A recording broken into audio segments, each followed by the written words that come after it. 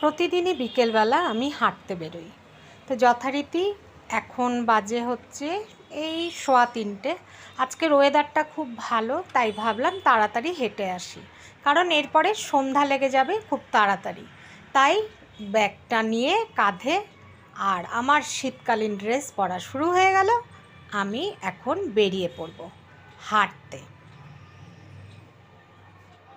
এখন আমি যাব হাঁটতে, আমার হাঁটার সময় হয়ে গেছে, তাই বেরোচ্ছি। আর শীতকাল মানেই আমার জিন্স পরা, আর তার সাথে ফুল স্লিভ আর সোয়েটার, আর মাথায় একটা চাদর, ব্যাস।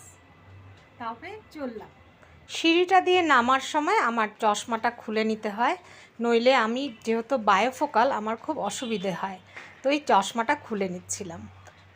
তারপরে এই যে বেরিয়ে পড়েছি, খুব সুন্দর ওয়েদার। তো গরম লাগবে হাঁটতে গিয়ে, তাই আর সোয়েটার পরিনি, একটা ফুল স্লিভ পরে নিয়েছি।